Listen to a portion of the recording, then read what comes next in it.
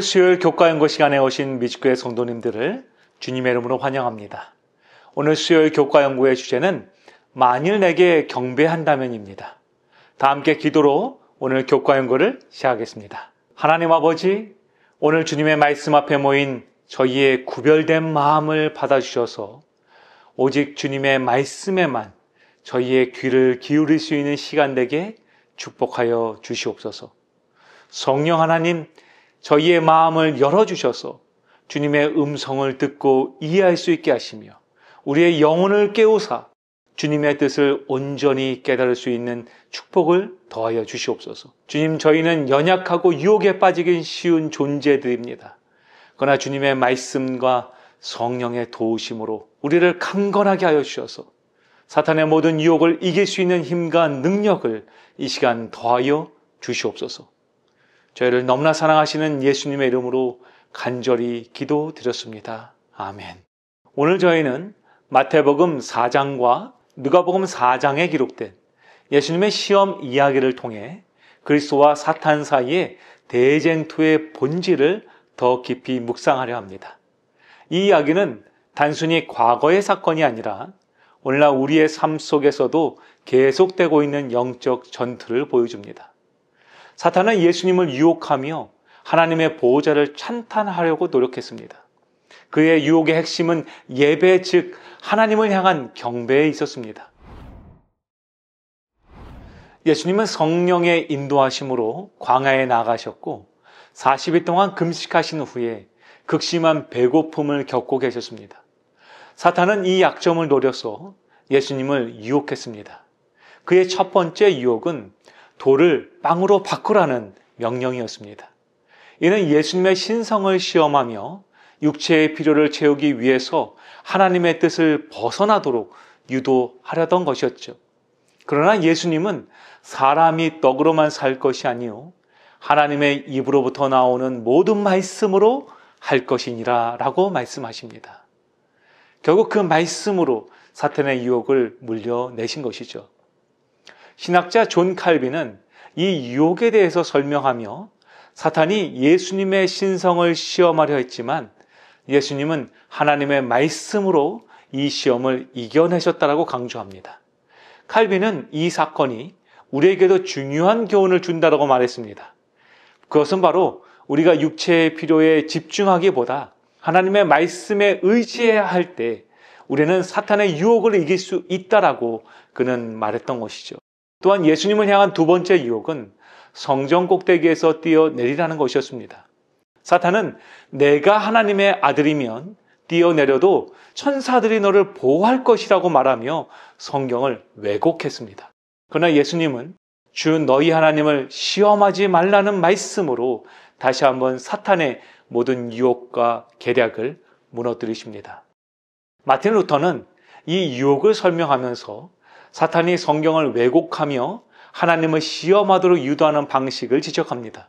루터는 이 사건이 우리에게 성경을 바르게 이해하고 적용하는 것이 우리 모든 그리스도인들에게 중요하다는 것을 보여준다고 말합니다.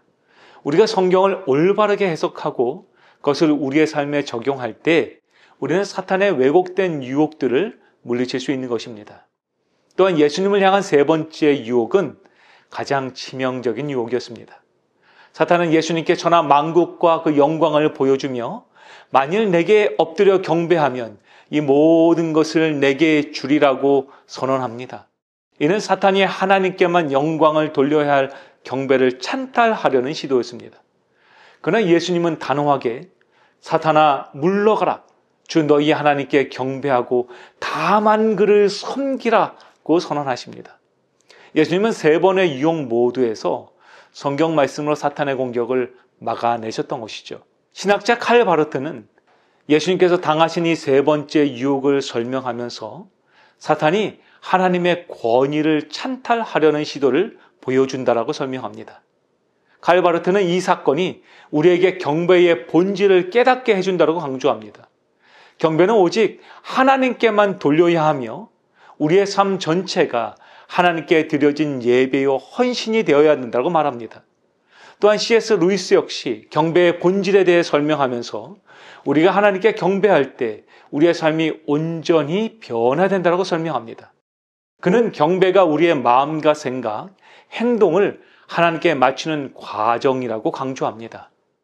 우리가 하나님께 경배할 때 우리는 세상의 유혹을 이기고 진정한 기쁨과 평안을 얻을 수 있다라고 그는 말했던 것이죠. 우리는 매일의 생애 가운데 누구를 경배할 것인가에 관한 선택 앞에 놓여져 있습니다. 하나님을 경배할 것인가? 아니면 사탄을 사랑하는 세상을 경배하며 세상의 것들에 빠져 있을 것인가? 이 선택은 우리의 영적 삶을 결정짓는 매우 중요한 문제입니다. 사탄은 우리가 하나님 대신 세상의 것들을 경배하도록 끊임없이 유혹합니다. 그러나 우리는 예수님의 모본을 따라 성경의 말씀으로 이 유혹들에 맞서야 합니다. 오늘 우리는 예수님처럼 단호하게 주 너희의 하나님께 경배하고 다만 그를 섬기라고 말하며 이 모든 유혹들을 이겨내야 합니다. 이 말씀을 붙잡아야 하는 것이죠. 우리의 경배가 하나님께만 향할 때 우리는 진정한 승리와 평안을 얻게 될 것이기 때문에 그렇습니다. 교회증언 1권 223페이지는 다음과 같이 저희에게 권면합니다. 여기에 하나님을 경배하는 자들과 짐승을 경배하고 그 표를 받는 자들을 구분하는 선이 있다. 대쟁투는 하나님의 계명과 짐승의 요구 사이에 발생한다. 용이 성도들을 상대로 싸우는 것은 그들이 십계명 전체를 지키기 때문이다. 만일 성도들이 표준을 낮추고 그들의 믿음의 특성을 양보할 것 같으면 용은 잠잠할 것이다. 그러나 그들이 용감하게 표준을 낮추고 교황권의 제도를 존중하는 개신교를 대항하여 깃발을 펄럭이기 때문에 그들은 용의 분노를 자극할 것이다. 여러분, 이 말씀은 우리에게 경배의 선택이 얼마나 중요한지를 다시 한번 상기시켜 줍니다. 우리가 하나님의 계명을 지키고 그분을 경배할 때, 그분만을 경배할 때 우리는 사탄의 분노를 자극할 것이라고 말합니다. 그러나 이것이 우리가 두려워할 필요가 없다라고 성경은 말하고 있죠. 오히려 우리가 하나님의 말씀 가운데 굳게 서야 된다라고 주님 말씀하고 있는 것입니다. 우리가 하나님의 표준을 높이 들고 그분만을 경배할 때 우리는 진정한 승리를 얻을 수 있다는 것이죠. 그리고 우리의 참된 예배의 사단은 분노한다라고 말합니다. 요한계시록 12장 17절은 이렇게 예언하고 있죠. 용이 여자에게 분노하여 돌아가서 그 여자의 남은 자손, 즉 하나님의 계명을 지키며 예수님의 증거를 가진 자들과 더불어 싸우려고 바다 모래 위에 서 있더라. 이 말씀은 용 즉 사탄이 하나님의 계명을 지키고 예수님의 증거를 가진 성도들과 싸우는 모습을 보여줍니다. 사탄은 예수님을 경배하는 자들과 그렇지 않은 자들 사이의 경계를 분명하게 알고 있습니다. 여러분, 그 경계는 무엇입니까? 그것은 바로 하나님의 계명입니다. 그는 하나님의 계명을 지키는 자들을 향해서 분노를 품고 그들을 공격할 것입니다. 그러나 우리는 이 공격에 굴복하지 않고 오히려 하나님의 말씀을 붙잡아야 합니다. 그러한 성도들을 요한계시록 14장 12절은 묘사하고 있습니다.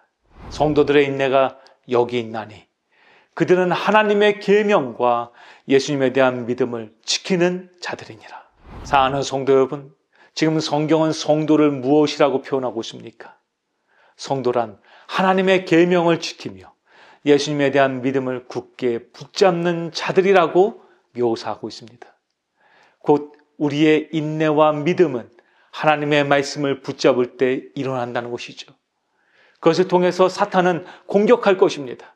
우리의 믿음을 공격할 것이고 하나님의 말씀을 붙잡는 저희들을 사단은 내버려 두지 않을 것입니다. 예수님을 유혹했던 것처럼 사단은 우리를 유혹할 것입니다. 그러나 예수님께서 사탄의 유혹과 시험들을 말씀으로 이겨내셨듯이 우리 역시 이 영적인 대쟁투를 오직 그리스도의 말씀으로만 이겨낼 수 있다는 것을 기억해야 한다는 것이죠.